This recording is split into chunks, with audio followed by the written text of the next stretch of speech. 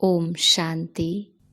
पिछले एपिसोड में हमने जाना था कि इस ड्रामा में आत्मा की संतुष्टता क्या है। इस ड्रामा में पुरुषार्थ और प्रारब्ध क्या है, जिसमें अनेक प्रश्न हमारे मन में उत्पन्न हुए। उन प्रश्नों का आज उत्तर हमें आज के एपिसोड से जरूर मिलेगा। तो आज का हमारा एपिसोड है विश्व नाटक की सत्यता और कल्याणकारिता। सुनते हैं। ये अनादि अविनाशी ड्रामा है जो सत्य, न्यायपूर्ण और कल्याणकारी है। इस विश्व नाटक की हर घटना सत्य और कल्याणकारी है। विश्व नाटक की कोई घटना वर्तमान में अकल्याणकारी भी दिखाई देती है, परंतु उसको ज्ञान युक्त अंतर्दृष्टि से देखें और अध्ययन करें तो उसमें भी कल्याण समाया हुआ दिखाई देता है। अर्थात कोई भी घटना अकल्याणकारी हमें तभी दिखाई देती है जब हम उसे ज्ञान की दृष्टि से नहीं देखते।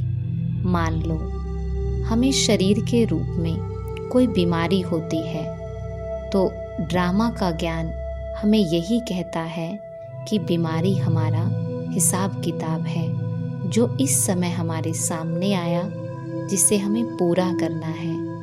हिसाब किताब जब पूरा होता है तो आत्मा हल्की होती है। तो बीमार होने में हमारा कल्याण समाया हुआ था, अर्थात हमारा हिसाब किताब पूरा हुआ। आगे हम समझते हैं। ये ड्रामा एक्यूरेट बना हुआ है, जिसमें कोई परिवर्तन नहीं हो सकता। जड़ चेतन सब अपने समय पर अपना पार्ट रिपीट करते हैं। समय अनुसार जड़ चेतन को और चेतन जड़ को प्रभावित करता है।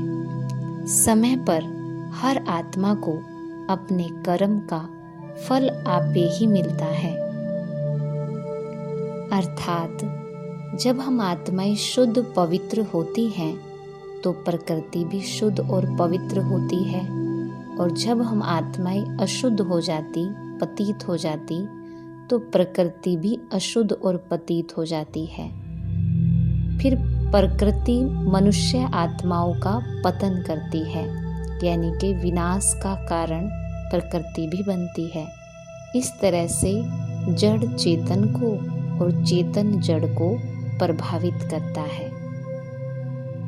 इस तरह से आज हमें प्रकृति के द्वारा जो भी दुख मिलता है वो हमने कभी प्रकृति को दिया है, तभी आज प्रकृति मानव को दुख देती है।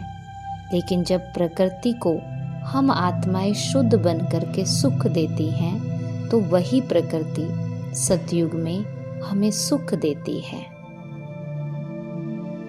इस बात से हमें यही समझ आता है कि अगर कोई हमें दुख देता है या हमें दुख देने के निमित्त बना है, तो इसका मतलब हमने कभी उसको दुख दिया है, तभी वो आज हमको दुख देता है।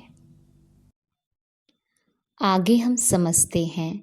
इस ड्रामा में नियमानुसार हर आत्मा को अपने कर्म एवं पुरुषार्थ अनुसार अच्छा या बुरा फल अवश्य मिलता है। हर आत्मा अपने स्वभाव संस्कार अनुसार जाकर के जन्म लेती है। इस ड्रामा का यथार्थ ज्ञान हमको परमपिता परमात्मा के द्वारा इस संगम युग पर ही मिलता है, जिसके कारण संगम युग चढ़ती कला का युग है।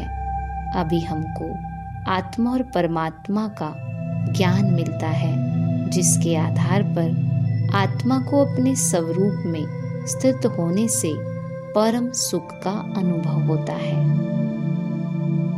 नाटक के खेलकूद आदि को देखने और देख करके खुश होने की आत्मा में एक नेचुरल प्रवृत्ति है। इस नाटक को भी हम साक्षी होकर नाटक के रूप में देखते हैं तो अति हर्ष होता है। पतित दुखी होना भी कल्याणकारी है। जब पतित और दुखी होते हैं तभी परमात्मा को आना होता है। जब परमात्मा आकर हम आत्माओं को मिलता है तो वह मिलन अति सुखदायी होता है।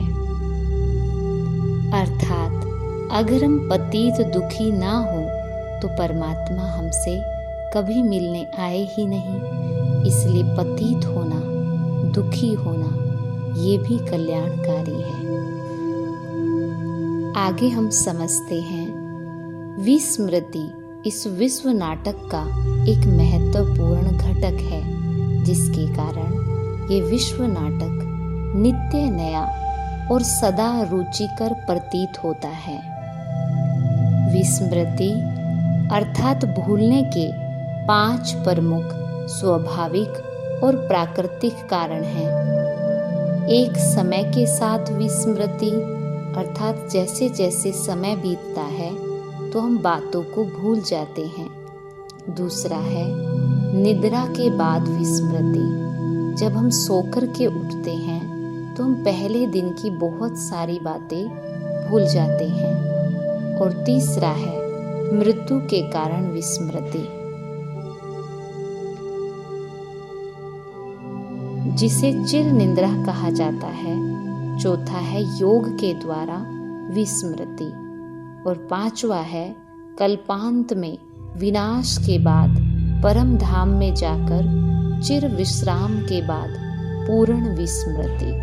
अर्थात जब हम परम धाम में जाते हैं तो 5000 वर्ष के चक्र को हम पूरी तरह से भूल जाते हैं और फिर नए सिरे से फिर से हम चक्र में आकर के अपना पार्ट प्ले करते हैं। इसके अतिरिक्त एक अप्राकृतिक साधन भी अपनाया जाता है जिसको चिकित्सक प्रयोग करते हैं, जो है इलेक्ट्रॉनिक शॉक। जब किन्हीं बातों से मनुष्य परेशान होता है उनको इलेक्ट्रॉनिक शॉक के द्वारा भी भुलाते हैं। इन सब के बाद आत्मा को ताजगी अनुभव होती है, आत्मा अपने में राहत अनुभव करती है। इसलिए ये विस्मृति भी कल्याणकारी है, यानी भूलना भी कल्याणकारी है। आगे हम समझते हैं देही अभिमानी स्थिति और परमपिता परमात्मा की याद में स्थित आत्मा का कब अहित हो नहीं सकता और ना कोई अहित कर सकता है। अहित होता है तो पहली गलती हमारी है, जो देही अभिमानी स्थिति में नहीं रहे और परमात्मा की याद नहीं रखी। साक्षी होकर के देखे तो इस विश्व नाटक का हर दृश्य कल्याण में और सुख कर प्रतीत होगा। कर्म भोग का आना भी ड्रामा की कल्याणकारिता है, क्योंकि ये कर्म भोग पूरा होने से ही आत्मा पावन बनती है और भविष्य में सुख को पाती है। कर्म भोग भी आत्मा अपने पुराने विक्रमों के हिसाब किताब को पूरा करके हल्का करता है, जिसको आत्मा जाने अनजाने में अनुभव अवश्य करती है। यह परमात्मा के महावाक्य हैं, ये है ड्रामा, आश्चर्य नहीं खाना। मकान बना है जो सो फिर टूटेगा फिर बनेगा। हाँ, यह तो होना ही है, ड्रामा को समझना है। परमात्मा के आगे महावाक्यों में है कि जब ड्रामा का ज्ञान मिल गया तो वर्तमान समय कल्याणकारी युग है। जो भी दृश्य सामने आता है उसमें कल्याण भरा हुआ है। वर्तमान ना भी जान सको, लेकिन भविष्य में समाया हुआ कल्याण प्रत्यक्ष हो जाएगा। वहाँ ड्रामा वहाँ याद रहे तो सदा खुश रहेंगे। पुरुषार्थ में कभी उदासी नहीं आएगी। स्वतः ही आप द्वारा अनेकों की सेवा हो जाएगी।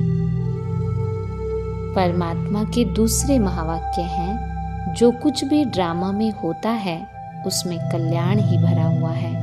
अगर ये स्मृति में सदा रहे तो कमाई जमा होती रहेगी। साक्षीपन की सीट शान की सीट है। इससे परे ना हो तो परेशानी खत्म हो जाएगी। नॉलेजफुल बाप के बच्चे बन गए, त्रिकालदर्शी बन गए तो परेशान कैसे हो सकते हैं।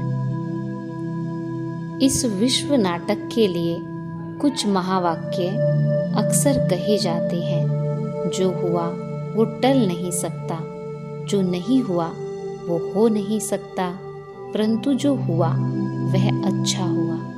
जो हो रहा है वो अच्छा है और जो होगा वो भी अच्छा होगा। विश्व नाटक को यथार्थ रीति से ना जानने वाले को भले ही ये कटु लगे, परंतु ये विश्व नाटक का अति मधुर सिद्धांत है। कटुता ही मधुरता का आभास कराती है, दुख ही सुख के आभास होने का आधार है। इसलिए इसमें सुख के साथ दुख का भी महत्वपूर्ण स्थान है। इस सत्य को जानकर इस विश्व नाटक का सुख अनुभव करो और कराओ। यही जीवन का परम सुख है। ओम शांति। पिछले एपिसोड में किसी ने हमें प्रश्न किया था कि फिर पुरुषार्थ करने का क्या फ़ायदा जब हमें वही पार्ट फिर से मिलेगा तो। लेकिन पिछले ही एपिसोड में हमने ये भी जाना था कि पुरुषार्थ शब्द का सही अर्थ क्या है। जब हम देही अभिमानी स्थिति में स्थित होकर के कर्म करते हैं, अर्थात पुरुष शब्द के अर्थ में टिक कर हम जो कर्म करते हैं, दरअसल में वो पुरुषार्थ है। अर्थात आत्मा जो थी जैसी थी उस संपूर्ण स्थिति को प्राप्त करना ही पुरुषार्थ है। पुरुषार्थ का अर्थ अपने पार्ट को बदलना नहीं है, लेकिन पुरुषार्थ का अर्थ है आत्मा जो थी जैसी थी उस स्थिति को प्राप्त करना। तो पार्ट चेंज नहीं करना है, हमें अपने आप को वैसा बनाना है जैसे हम थे। आशा है कि आपको अपने प्रश्न का जवाब मिल गया होगा और आज के एपिसोड में हमें ये भी समझ आ गया कि हर घटना, चाहे सुख व दुख जो भी थी, वो कल्याण के लिए थी और उसमें कल्याण समाया हुआ था।